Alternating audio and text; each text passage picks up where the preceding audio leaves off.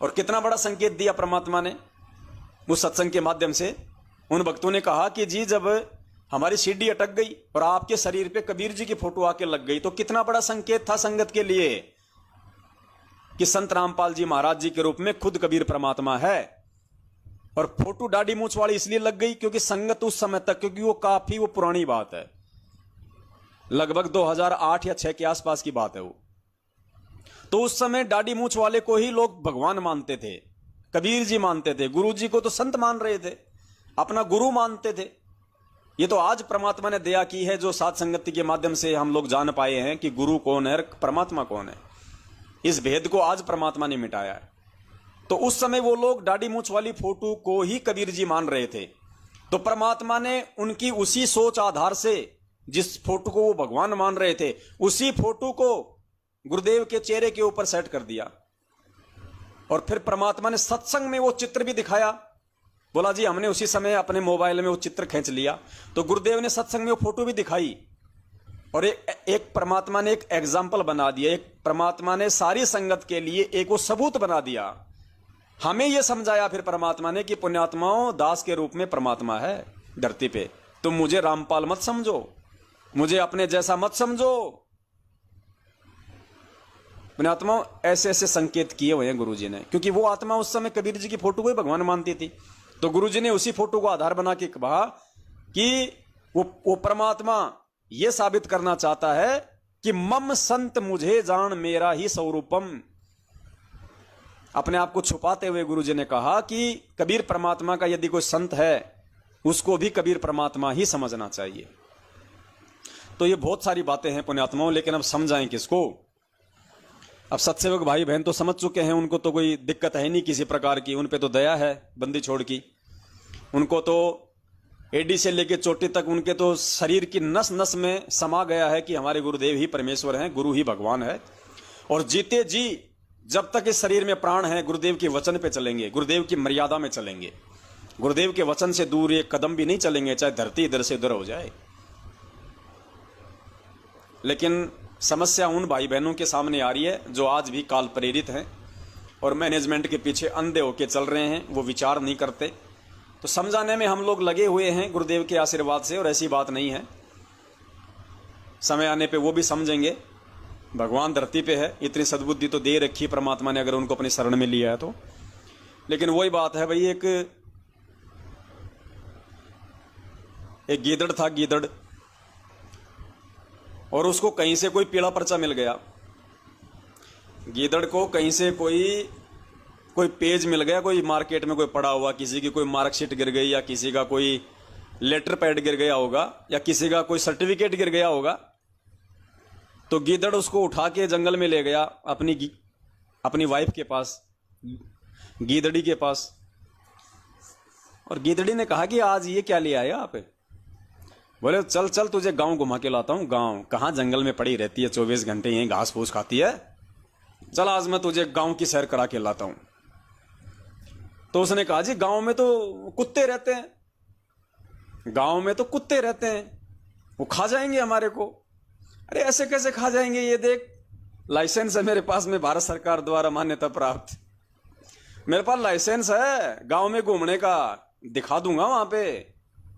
गांव वाला कोई कुछ कहेगा, गांव का सरपंच कुछ कहेगा, और कुत्तों की क्या औकात बावड़ी, चल मेरे साथ तुझे आज गांव की सैर करा के लाता हूं। तो वो भी हो गई तैयार। अब दोनों पति पत्नी लेके अपना सर्टिफिकेट अपने गांव की तरफ चल दिए। अब जैसे गांव के नजदीक गए तो गांव के आसपास कुत्ते होते ही हैं। तो जैसे वो 100-150 मीटर आए गांव के पास में, कुत्तों की नजर पड़ी और कुत्तों ने भौं भौं करना शुरू किया। उनको देखकर दौड़ लगा दी उनके पीछे। अब वो गीदड़ तो वहीं 100 मीटर से ही उधर से भाग लिया, उधर ही दौड़ लगाई उसने, पीछे देखा ही नहीं मुड़ के गीदड़ी आ रही है कि नहीं आ रही है। तुरंत लेके अपना पट्टा और रफू चक्कर दौड़ लगा दी। अब गीदड़ी वहीं खड़ी रही। उसने कहा जी क्यों भाग रहे हो, क्यों भाग रहे हो? उसने कहा अरे नालायक तू भी भगले। उसने देखा रे वो तो पीछे रह गई। अरे बोलो क्या कर रही है वहां पे, मरेगी क्या? दौड़ दौड़, खा जाएंगे। तो गिदड़ी ने कहा जी घबराने की जरूरत क्या है, आपके पास में तो लाइसेंस है ना। आपके पास तो पट्टा है, पट्टा सर्टिफिकेट है ना आपके पास तो गांव में घूमने का, तो दिखा दो इनको, इनको पढ़ा दो कि देख भाई मेरे पास में गांव में घूमने का सर्टिफिकेट है। तो गिदड़ बोराले नालायक, किसको समझाएं किसको बताएं, ये सारे के सारे अनपढ़ हैं। ये सारे के सारे कुत्ते अनपढ़ हैं, इनको पढ़ना लिखना नहीं आता, तो कौन लाइसेंस बांचेगा, तो भगले यहां से। अब जब ये बात सुनी गिदड़ी ने कि सारे के सारे कुत्ते मूर्ख हैं, अनपढ़ हैं, इनके समझ में नहीं आएगा इसमें क्या क्या राम कहानी लिखी हुई है, तो गिदड़ी भी दौड़ लगा दी वहां से, दोनों अपने जंगल में वापस। तो पुण्यात्मा हम कोशिश तो कर रहे हैं समझाने की लोगों को, जो पढ़ा लिखा है वो तो मान जाता है बेचारा, वो तो वीडियो देख के समझ जाता है सत्सेवकों के कि भैया इनके पास में लाइसेंस है परमपिता परमेश्वर सदगुरु रामपाल जी महाराज जी की तरफ से साध संगति का, और भैया इनकी बातें सुनो, सुनोगे तभी तो विचार करोगे। कहे कबीर सोई जन मेरा, जो नीर खीर का करे निवेरा। और भाई जो कति जो अनपढ़ होते हैं, जो मूर्ख होते हैं, उनसे तो हमने भी पीछा छुड़ाना मुश्किल हो जाता है, क्योंकि वो पढ़े लिखे नहीं, फिर उनकी समझ में नहीं आता इसमें लाइसेंस में क्या लिखा हुआ है। कई कहते हैं क्या है साध संगति वाद संगति, हम नहीं जानते, हम तो गुरु जी का आदेश जानते हैं। तो ऐसे लोगों से फिर पीछा छुड़ाना मुश्किल हो जाता है, वहां से तो फिर भागना ही अच्छा है। तो भाई कोशिश तो कर रहे हैं भगत भाई बहन लाइसेंस दिखा दिखा के साध संगति के माध्यम से, लेकिन अब लोग समझ नहीं पा रहे, वो एक बात अलग है। समझेंगे ऐसी बात नहीं है, परमात्मा दया करेंगे, सदा ही ऐसे थोड़े रहेंगे, मूर्ख ही थोड़े बने रहेंगे। आज नहीं तो कल समझ जाएंगे, जब कर्मों की चोट पड़ेगी तब समझ जाएंगे। बाकी लोगों की तरह जब समस्याएं दुख तकलीफ आएंगी, घर में अकाल मौतें होंगी, कहर टूटेंगे, क्योंकि गुरुजी कहते हैं ना कि जहां तन लागे सो तन जाने। दुनिया मर रही है, किसी को कोई खबर नहीं है, जब खुद की मौत का नंबर आता है तब आदमी की आंखें खुलती हैं। तो ये संगत में हजारों भगत भाई बहन अकाल मौत मर रहे हैं, कोई विचार नहीं कर रहा कि क्यों मर रहे हैं भाई।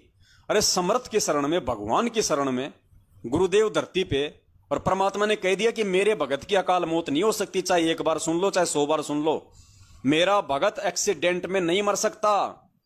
ये गुरुदेव ने अपने सत्संगों में बिल्कुल कति क्लियर स्पष्ट रूप से कि मेरे भगत की एक्सीडेंट में मौत नहीं हो सकती। ये पुण्यात्माओं समर्थ के वचन है,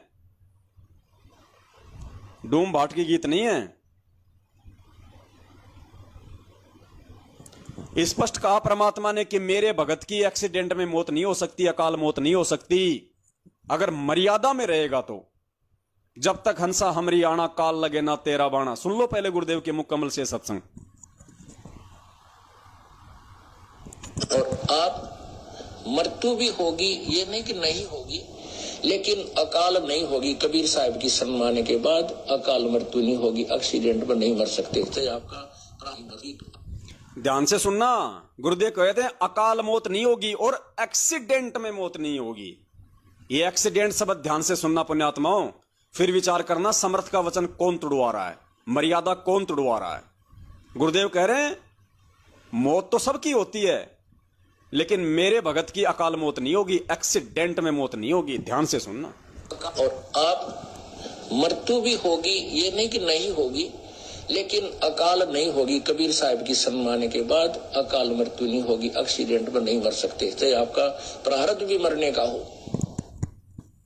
गुरुदेव क्या कह रहे हैं, एक्सीडेंट में मौत नहीं होगी, चाहे आपका प्रारब्ध भी मरने का क्यों ना हो, चाहे आपके भाग्य में एक्सीडेंट से ही मरना क्यों ना हो। यदि आप कबीर परमेश्वर की शरण में आ गए, गुरुदेव की शरण में आ गए, आपके भाग्य में भी यदि एक्सीडेंट से मौत है तो नहीं हो सकती। सुनिए,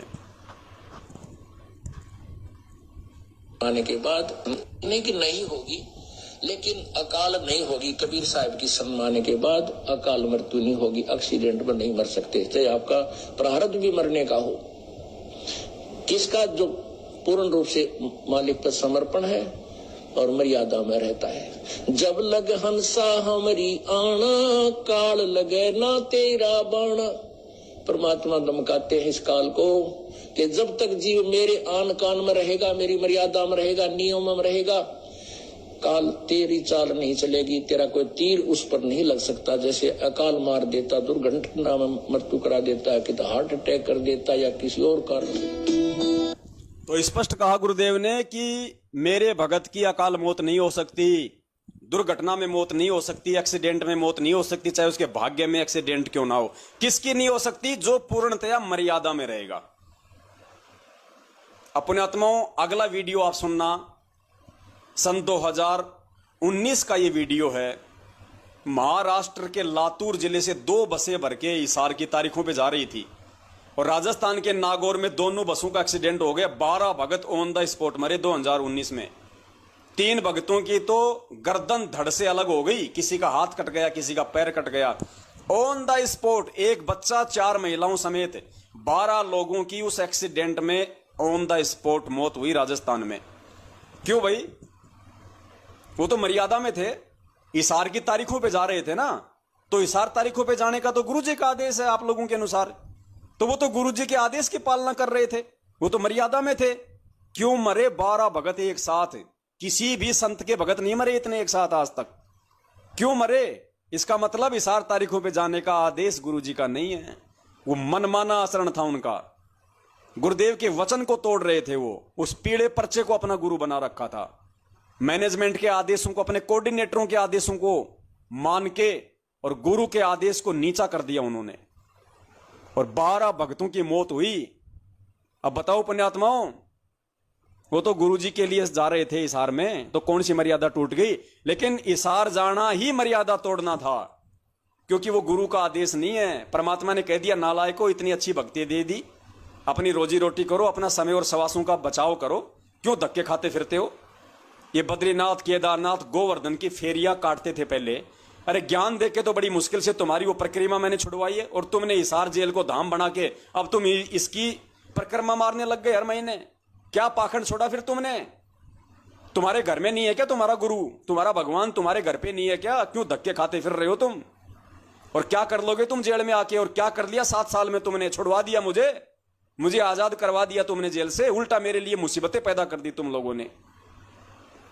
10 गालियां तुम खाते हो, 20 मेरे को दिलाते हो, भीड़ इकट्ठी कर देते हो मूर्खों की तरह। मैं कोर्ट में नहीं आ पाता, तारीखों पे तारीखें हो रही है मेरी, क्या करूं, क्या रोऊं मैं? पहले तो तुमने मुझे आश्रम में नहीं जीने दिया, खून के आंसू रुलाते थे।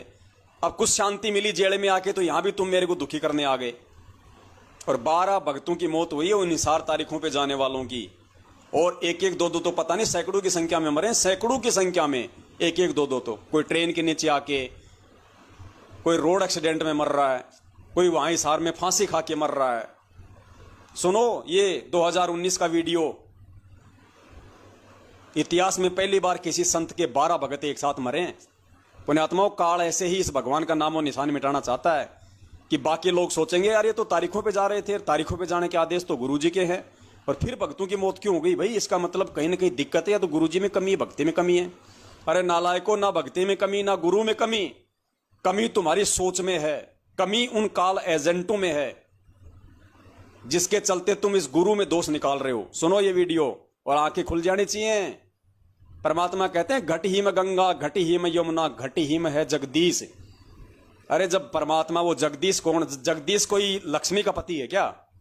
जगदीश का मतलब जगत प्लस ईश, सारे संसार का स्वामी। कौन? कबीर परमात्मा, सतगुरुदेव। वो कहां है? संध्या आरती रोज करते हो ना, घट ही में गंगा, घट ही में यमुना, घट ही में है जगदीश, सतगुरु तारेंगे। सिर्फ करते हो, विचार नहीं करते उन वाणियों पे। परमात्मा कहते हैं, कहे कबीर सुनो भाई साधो, मैं तो हूं विश्वास में, और मोको कहां ढूंढे रे बंदे, मैं तो तेरे पास में। फिर हिसार क्या धक्के खाने जा रहे हो?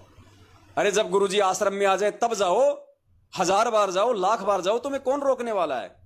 आज क्यों उनके लिए मुसीबत पैदा कर रहे हो? क्यों अपनी अज्ञानता का प्रमाण दे रहे हो? जब कह दिया भगवान ने कि मोको कहां ढूंढे रे बंदे, मैं तो तेरे पास में। घर में तूने जो दरबार लगा रखा, क्या तूने बाबा श्याम जी का लगा रखा है, जो तुझे उसमें अपना गुरु दिखाई नहीं देता, अपना भगवान दिखाई नहीं देता?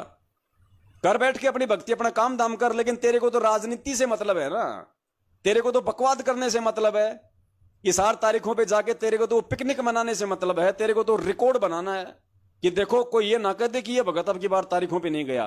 तेरे को तो रिकॉर्ड बनाने से मतलब है, भक्ति और भगवान से मतलब थोड़ी है।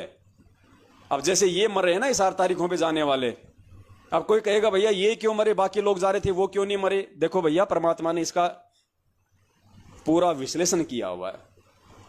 मालिक ने कहा 2 प्रकार से उन भक्तों की मौत होगी जो मर्यादा तोड़ देंगे। कैसे? अब जैसे ये महाराष्ट्र से आ रहे थे, 12 लोग मरे, बाकी लोग भी जा रहे हैं, वो क्यों नहीं मरे?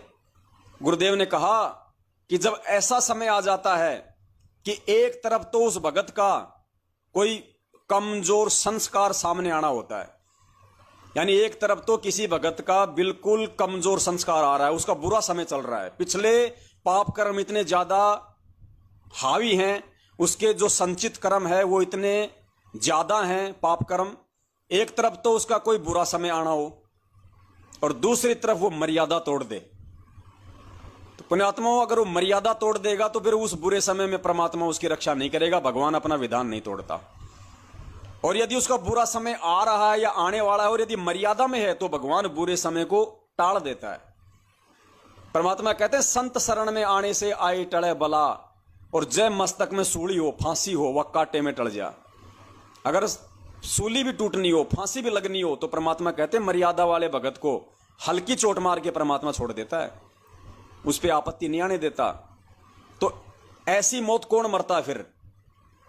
जो मर्यादा तोड़ देता है और जिसका संस्कार कमजोर होता है, जिसके भाग्य में कोई संकट आना होता है लिखा होता है, जिसका कोई बुरा समय आना होता है और उसी समय वो मर्यादा तोड़ देता है। तो मर्यादा टूट जाने से फिर उस बुरे संस्कार से भगवान रक्षा नहीं करता। तो ये जो महाराष्ट्र वाले भगत थे या अन्य जो एक एक दो दो करके जो और भी सैकड़ों की संख्या में लोग मरे हैं तारीखों पे जाने वाले, कोई रोड एक्सीडेंट में मरा है, कोई फांसी खा के मरा है, कोई ट्रेन के आगे कूद के मरा है, कोई नहर में कूद के मरा है। तो वो क्यों मरे? वो एक तो उनका बुरा संस्कार था और ऊपर से मैनेजमेंट ने गुरु आदेश के खिलाफ उनको हिसार भेजना शुरू कर दिया। तो गुरुदेव के ज्ञान को ना समझ के, गुरुदेव के ज्ञान आधार पे ना चल के, जब तुम मैनेजमेंट के आधार से, अरे किसने सुना हिसार जेल में जाके, किसने सुना कि बेटा तारीख पे आया करो? इस संगत में कोई एक भी माई का लाल ऐसा है जो ये कह दे कि मैं हिसार तारीखों पे जा रहा हूं तो मैं गुरुजी से जेल में मिलके आया था और गुरुजी ने मुझसे कहा था कि बेटा तारीख पे आया करो? अगर जिसको गुरुजी ने कहा है कि बेटा तारीख पे आया कर तो वो जाए, वो ठीक है। लेकिन जिसने नहीं सुना वो दूसरे के कहने से उस बात को गुरु आदेश मान के क्यों मूर्ख बन रहा है? क्यों मूर्ख बन रहा है? अरे मेरे पेट में दर्द है और मुझे गुरु जी ने कह दिया कि बेटा तू वो टैबलेट खा, तू पेट दर्द की वो फला फला टैबलेट खाया कर, और मैं कह दूं भाई गुरुजी ने आदेश दे दिया भक्तों को फलानी फलानी टैबलेट खानी है, अब जिसके पेट में दर्द है वो तो खाए तो ठीक है, और जिसके पेट में दर्द नहीं है वो नालायक भी वो टैबलेट खाना शुरू कर देता है, तो क्या होगा फिर? नई बीमारी पैदा हो जाएगी ना। तो जिसको गुरुजी ने इस तारीखों पे आने का आदेश दिया है ना, वो जाके मरे वहां पे, वो जाए अपनी तारीखों पे, कोई दिक्कत नहीं, हमारे को कोई वो ऑब्जेक्शन नहीं, क्योंकि डायरेक्ट उसने गुरु से आदेश लिया है या उसको डायरेक्ट गुरुजी ने ये बात कही है। और वही व्यक्ति उस आदेश को सबको बताए कि भाई सबके लिए आदेश दिया, तो हम कैसे मानेंगे रे भैया? हम क्यों माने तेरी बात? और दूसरा ज्ञान आधार से बिल्कुल बेकार, बिल्कुल खिलाफ, विपरीत, कोई मतलब ही नहीं निकलता। तो पुण्यात्माओं इस प्रकार से आप लोगों को मूर्ख बनाया गया है। कोई भी बता दो मुझे एक भी ये 4 तारीखों पे जाने वाले टोल के टोल जिन्होंने गुरुजी से आदेश ले रखा कि गुरुजी आपके तारीख पे आएंगे नहीं आए, या गुरुजी ने बोल रखा हो सन्मुख आमने सामने कि बेटा तारीख पे आया कर। अरे तो जिसको आदेश दिया वो जाओ ना, बाकी संगत को क्यों मूर्ख बना रहे हो? क्यों भेड़ बकरियों की तरह उनके कर्म फुड़वा रहे हो? तो ये कारण था पुण्यात्माओं वो हिसार तारीखों पे जाने के बावजूद भी लोगों की मौत होना, क्योंकि एक तो उनका बुरा संस्कार था, ऊपर से गुरु मर्यादा मैनेजमेंट ने तुड़वा दी। अब आप कहोगे साहब मैनेजमेंट क्यों नहीं मर रहा? भाई साहब पाप और पुण्य का खेल है। जब तक आपके पास में पुण्य है कितने भी कुकर्म कर लो बाड़ी बाका नहीं होगा, और जिस दिन आपके पुण्य खत्म हो जाएंगे और सतगुरु से दुश्मनी मोल लेके तो सैकड़ों गुना तेजी से पुण्य समाप्त करना है। और जिस दिन पुण्य समाप्त हो गए पुण्यात्माओं, इनकी हालत देख लेना आप खुद भी सोचने पे मजबूर हो जाओ कि भगवान ऐसी भी सजा मिलती है क्या? इनका वो बुरा समय आने वाला है मैनेजमेंट वालों का, जो देखा देखी में चल रहे हैं, जो राजनीतियां कर रहे हैं, आरक्षण बाजियां कर रहे हैं, खुद ने कर्म फोड़े, संगत के कर्म फुड़वाए। तो पुण्यात्माओं दास की विनती है, दास की प्रार्थना है, वो वीडियो आप जी एक बार सुन लीजिए। उसके बाद आपको विचार करना चाहिए कि भैया ये तो तारीखों पे जा रहे थे, अगर गुरुजी के आदेश होते तो इनकी ऐसी दुर्गति से मौत क्यों हुई?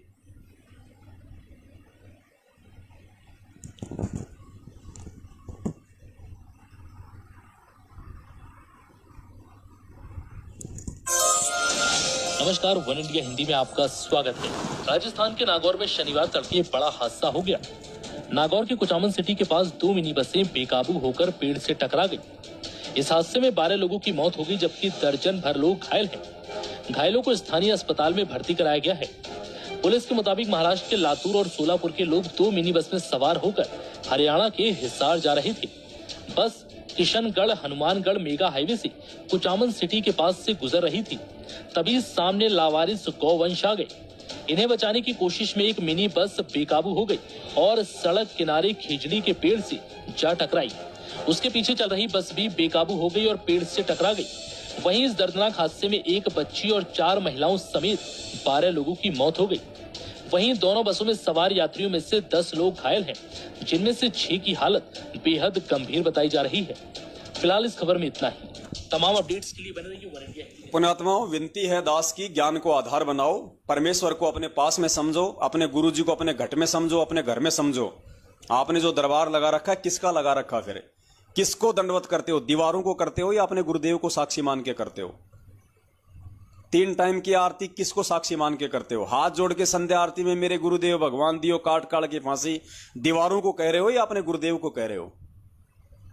तो ये कोई परिस्थिति है? गुरुदेव बैठे हैं जेल में, तो ऐसी स्थिति में हमने ज्ञान को आधार बना के अपने घर पे भक्ति करनी है। और जब गुरुजी आ जाएं उसके बाद जाओ ना, कौन मना करेगा आपको? मना करने वाला मूर्ख होगा। जिस आश्रम में गुरुजी आ जाएंगे चाहे वही रहो, क्या दिक्कत है? महीने में 2 बार जाओ, 10 बार जाओ, तुम्हें कोई रोकने टोकने वाला नहीं है।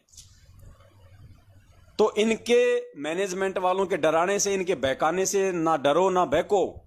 ये भक्ति ज्ञान आधार की है।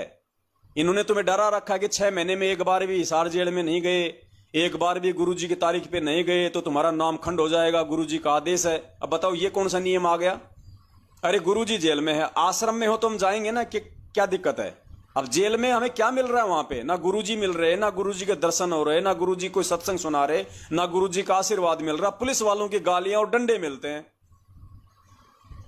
अब एक मूर्ख ने कहा कि भैया पुलिस वालों के वहां पे जो डंडे पड़ते हैं ना, उससे हमारे वो कर्म कटते हैं। अरे हिसार जाते हैं, पुलिस वालों के डंडे पड़ते हैं तो हमारे वो कर्म कटते हैं। बताओ, ये मूर्खता भरी बातें इन लोगों की। अरे अगर यही विधि है, अगर ये कर्म काटने की, मतलब उसने साबित कर दिया कि भक्ति से तो कर्म नहीं कटते, आरती मंत्र सुमरण करने से नहीं कटेंगे कर्म, पुलिस वालों के डंडे खाने से कर्म कटेंगे। तो भाई अपने पड़ोसी का लेके पत्थर सिर फोड़ दो, पुलिस तुम्हें घर से उठा के ले जाएगी तुम्हारे वो कर्म सुधारने के लिए। अपने पड़ोसी का सिर फोड़ दो, फोन भी करने की जरूरत नहीं पुलिस वालों की, तुम्हारे वो कर्म काटने के लिए खुद ही तुम्हारे घर पे आ जाएंगे, तुम्हारे को गाड़ी में बैठा के ले जाएंगे, ढंग से तुम्हारे को कर्म काटेंगे। क्यों हिसार जाते हो, इतनी दूर जाके वहां पे एक आधा डंडा खाते हो? एक आधे डंडे में कितने क्या वो कर्म हमारे कटेंगे? अरे ढंग से कटवाओ ना, पड़ोसी की हत्या कर दो, 5-7 दिन तक ढंग से तुम्हारे सारे जो कर्म है साफ कर देंगे वो पुलिस वाले। तो ऐसी मूर्खता भरी बातें ये कोऑर्डिनेटर लोग संगत में प्रचारित करते हैं। अब देखो पुण्यात्माओं, इसके विषय में भी परमात्मा ने मालिक को मालूम था, गुरुदेव अंतर्यामी होते हैं और गुरुदेव को पहले ही पता था इन सारी बातों का। तो परमात्मा ने 2006 के बाद, जब परमात्मा 2008 में जेल से आए करोथा कांड के बाद, तो बहुत सारे भक्तों ने शंका व्यक्त की कि गुरुजी हम तो 2 साल आपके दर्शन नहीं कर पाए, हम तो आपसे मिल ही नहीं पाए, तो हमारा नाम तो खंडन नहीं हो गया?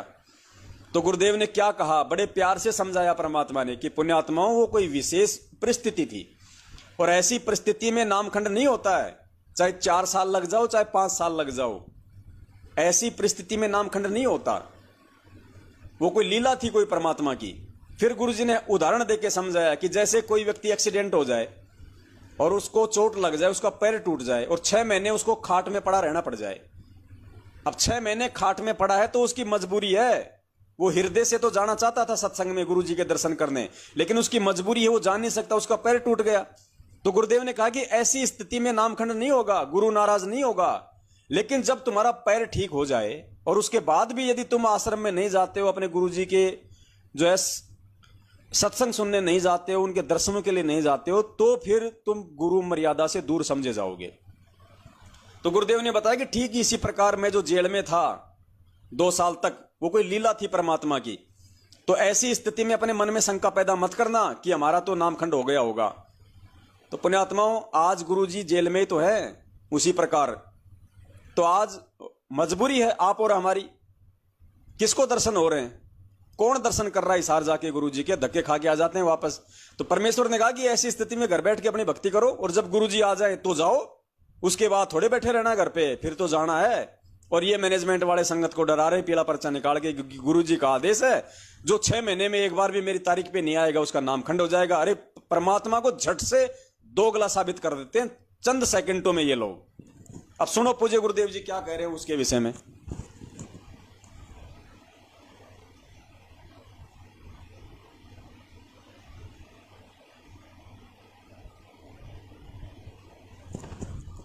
ध्यान से सुनना परमात्मा का सत्संग। कितने अच्छे से परमेश्वर ने समझाया, क्योंकि मालिक को मालूम था कि 2014 में भी कांड होगा, उसके बाद भी मैं जेल जाऊंगा, और ऐसे ही मेरी आत्माओं को 6-6 महीने का नाम लेके मूर्ख बनाया जाएगा। तो परमात्मा ने 2008 में ही हमारे को यह समझा दिया था कि मूर्ख मत बनना। परमात्मा बार बार प्रार्थना करते हैं कि संत मिलन को चालियो, दिन में कई बारे आसोज के में जो ये घना करे उपकार। भाई कई बार ना जा सके तो संत दर्श 2 बखत कर ले, कहे कबीर संत दर्श ते यू काल दगा ना दे। 2 बखत भी ना कर सके तो दिन में कर एक बार, कह कबीरता दास का बेड़ा हो जा पार। फिर परमात्मा बताते हैं कि एक बार भी नहीं कर सकता है, दूरी ज्यादा हो जाती है। तो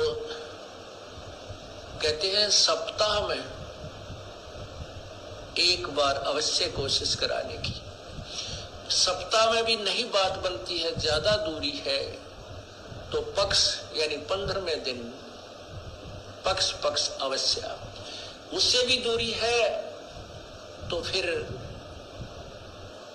1 महीने में अवश्य दर्शन करने की चेष्टा कर, अवश्य पहुंच। और फिर भी कुछ ज्यादा ही विदेश दूर चला गया है तो 6 महीने तक चूकिए मत। और भी ज्यादा कोई मजबूरी या दूर चला गया है तो 1 वर्ष में संत के दर्शन के लिए अवश्य आइए।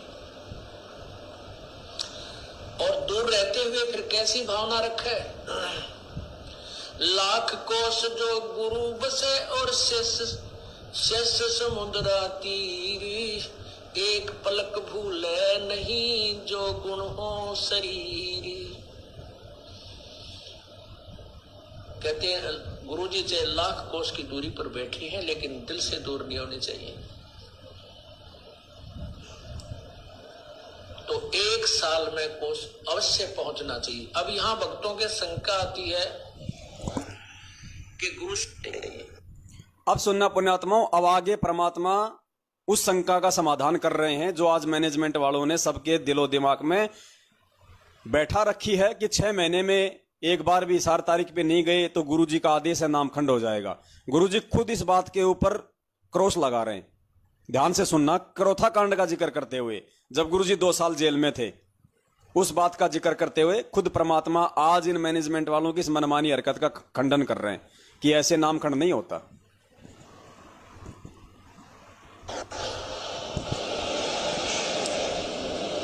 तो 1 साल में कोस अवश्य पहुंचना चाहिए। अब यहाँ भक्तों के शंका आती है कि गुरुजी अब 1.25 वर्ष तक अज्ञात रहे, दर्शन नहीं हो सके, तो क्या हमारे ऊपर क्या हमारा जो नाम तो फिर खंड नहीं हो गया है? ऐसा कुछ नहीं है।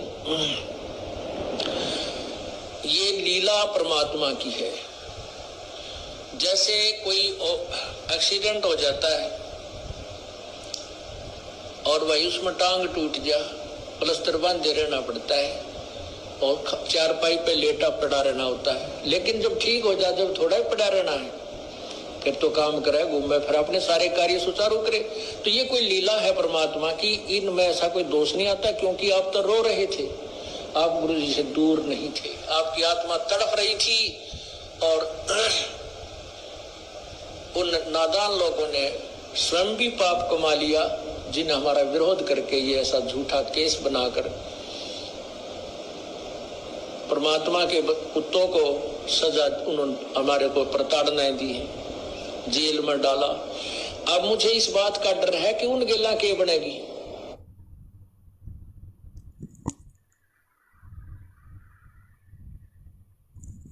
परमात्मा बार बार प्रार्थना करते हैं कि संत मिलन को, कहते हैं गुरुजी से लाख,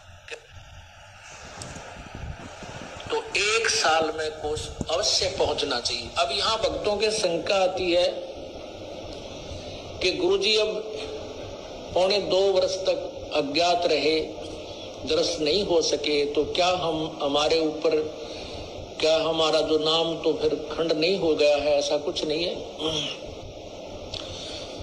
ये लीला परमात्मा की है। जैसे कोई एक्सीडेंट हो जाता है और वही उसमें टांग टूट जा, प्लास्टर बांधे रहना पड़ता है और चारपाई पे लेटा पड़ा रहना होता है। लेकिन जब ठीक हो जाए, जब थोड़ा ही पड़ा रहना है, फिर तो काम करे, घूमे, फिर अपने सारे कार्य सुचारू करे।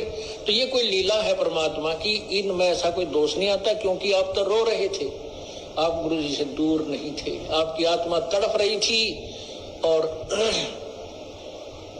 उन नादान लोगों ने स्वयं भी पाप कमा लिया, जिन्हें हमारा विरोध करके ये ऐसा झूठा केस बनाकर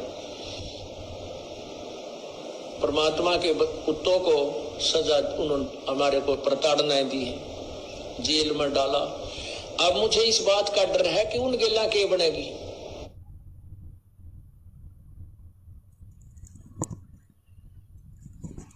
तो पुण्यात्मा, यहां परमात्मा ने बिल्कुल स्पष्ट कर दिया है, कोई मीन मेख वाली बात नहीं छोड़ी गुरुदेव ने कि जैसे एक्सीडेंट हो जाता है 6 महीने खाट में पड़ा रहना पड़ता है। तो ये बरवाला कांड एक एक्सीडेंट है, हमारी मजबूरी है। हम प्रशासन को दुखी नहीं कर सकते, हम मर्यादाओं में रहने वाले इंसान हैं, हम इस देश के एक सभ्य नागरिक हैं, हम अपने गुरुदेव के वचनों पे चलने वाले व्यक्ति हैं। हमारी वजह से हमारे गुरुदेव के ऊपर किसी प्रकार की आंच आए, दिक्कत आए, कोई बदनामी हो, हम नहीं चाहेंगे। हमारे गुरुदेव ने हमें अपना ज्ञान करवा दिया, हमें भक्ति दे रखी है, हमें करने के लिए काम दे रखा है। हमारे गुरुदेव हमारे से शरीर से दूर हैं, हमारे दिल से दूर नहीं है, हमारी आत्मा से गुरुदेव दूर नहीं है, हमारे मन से गुरुदेव दूर नहीं है। तो संगत को देखो किस प्रकार से मूर्ख बनाया जा रहा है कि 6 महीने में नहीं गए तो नाम खंड हो जाएगा। अब बताओ पुण्यात्माओं, कोई ऐसी माई है जो घर में अकेली है, बूढ़ी है और बेटा बेटी उसके विरोध में, वो कैसे हर 6 महीने, हर 3 महीने वो 4 तारीखों पे जाएगी? वो कैसे जा सकती है बेचारी? तो क्या फिर वो तो भक्ति नहीं कर पाएगी? ये कौन सा नियम हो गया फिर भक्ति में? तो पुण्यात्माओं, इस प्रकार से इन्होंने संगत को बिल्कुल ऐसा भेड़ बकरियों की तरह इतना जम के इन्होंने संगत का आर्थिक शोषण किया, दैहिक शोषण किया, शारीरिक शोषण इन्होंने इशार की तारीखों पे भेज के, रक्तदान से, देह दान से, राजनेताओं की रैलियों में बोर्ड डलवा के, आरक्षणों में बैठा के, तो शारीरिक रूप से संगत की ऐसी तैसी की इन्होंने जम के। और ज्योति पाठ और दान के नाम पे इन्होंने संगत की आर्थिक तौर पे ऐसी तैसी की। और आज ये हालत कर दी संगत की कि आम की तरह निचोड़ के फेंक दिया। अब संगत को कह रहे हैं 6 महीने में नहीं गई तो नामखंड हो जाएगा। और वो महेंद्र भगोड़ा, वो गुरुजी का जवाई संजय खानपुर वाला, वो गुरुजी का छोटा बेटा मनोज भगोड़ा, ये सारे के सारे लोग ये तो वांटेड है, ये तो जा ही नहीं सकते, इनको तो पुलिस की तलाश है। ये तो 6 महीने क्या, ये तो आज तक ही कभी जेल के सामने नहीं गए, तो क्या इनके नामखंड नहीं हो रहे? इनको कोई लोहे का नाम मिला हुआ क्या? स्टेनलेस स्टील नाम है क्या इनके पास, जो इनका नामखंड नहीं होता और संगत का बेचारी का नामखंड हो जाता है? अरे वो तो भगोड़े हैं, वो तो पुलिस से छुपते फिर रहे हैं, वो तो जा ही नहीं सकते वहां जेल के आगे, तो क्या उनका नामखंड नहीं हो रहा? वो भगत नहीं है, वो भगवान है। तो पुण्यात्मा, ऐसे संगत को मूर्ख बनाया गया। और इसीलिए परमात्मा ने यह ज्ञान दिया था कि बच्चों, जब तक तुम ज्ञान को आधार नहीं बनाओगे और मेरे सत्संग रूपी वचनों पे जो मैंने तुम्हें निर्देशित किया, आदेशित किया, जब तक तुम मेरे सत्संग रूपी वचनों पे चलना नहीं सीखोगे, तब तक तुम मार ही खाते रहोगे। कोई भी ऐरा गहरा नत्थु बहरा अपने स्वार्थ के लिए तुम्हें मूर्ख बनाता रहेगा और तुम मूर्ख बनते रहोगे। इसीलिए परमात्मा ने हमें कहा है कि ये जो नित्य नियम तुम करते हो, ये तुम्हारा थर्मामीटर है। सत्संग जो है हमारे थर्मामीटर है, ये पैमाना है। कि हम कितने सही चल रहे हैं, हम कितने गलत चल रहे हैं, हमारी भक्ति सही है या नहीं है, हमें कोई भ्रमित तो नहीं कर रहा है। ये पैमाना है, थर्मामीटर है, नित्य नियम जो वाणियां हैं। अब ये मैनेजमेंट कभी भी तुम्हें इस तरह की सलाह नहीं देगा कि गुरु जी के ज्ञान को आधार बनाओ, सत्संगों को आधार बनाओ। अब सुनो, परमात्मा हमें निर्देशित कर रहे हैं कि भैया ये तुम्हारा थर्मामीटर है। रोज जो तुम नित्य नियम करते हो, किस लिए करते हो भैया? ड्रामा कर रहे हो क्या?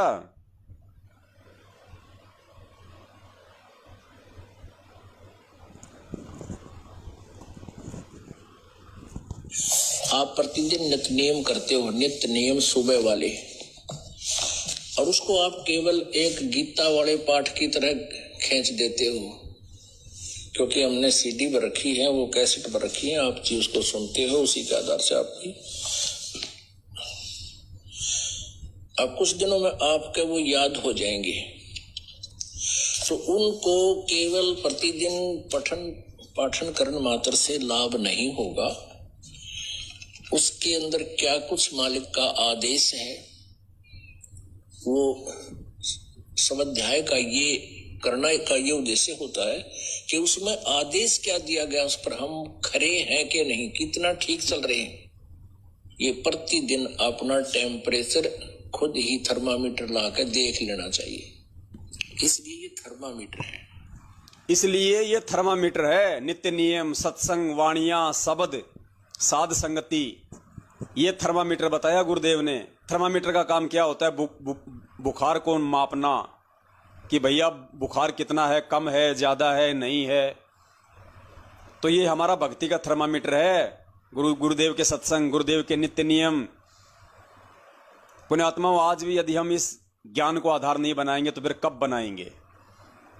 तो दास की तो यही विनती आप सभी भाई और बहनों से कि पुण्यात्माओं, मत किसी के चक्करों में पड़ो।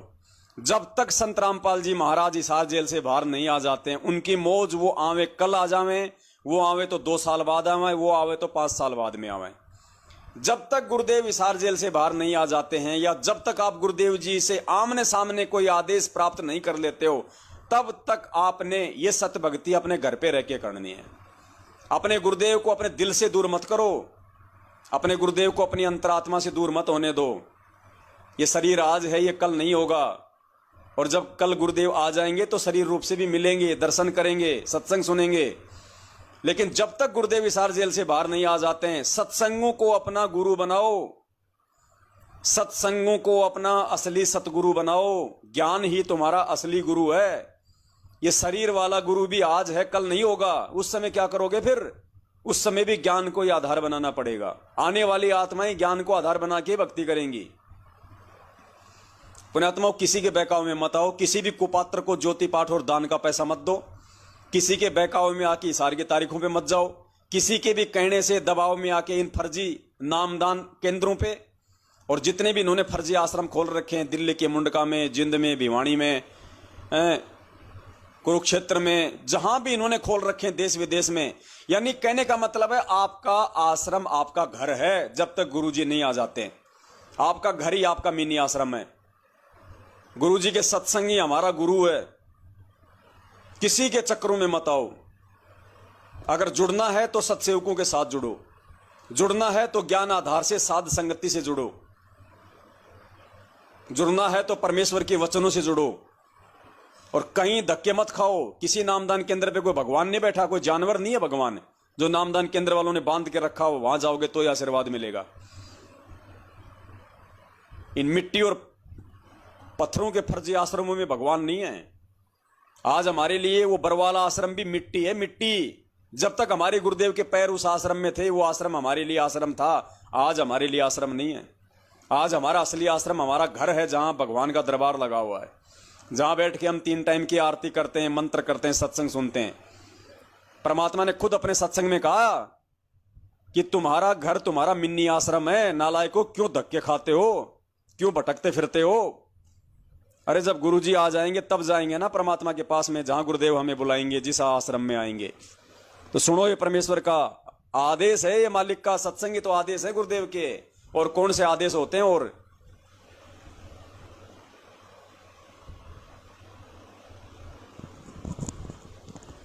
ये सत्संग सुनने के बाद भी जो गुरुदेव ने कह दिया कि आपका घर ही आपका मिनी आश्रम है, उसके बाद भी पुण्यात्माओं, यदि आप गुरुदेव के आने तक चाहे कोई तुम्हें कितना ही भ्रमित करे, कितना ही डराए कि भैया मैं डायरेक्ट गुरुजी से मिलके आया हूं, गुरुजी परसों आ रहे हैं, गुरुजी ने आदेश दे दिया है पूरी संगत को कि उस आश्रम में जमा हो जाओ, नहीं, भाड़ में जाओ तुम, और भाड़ में जाएं तुम्हारे आश्रम।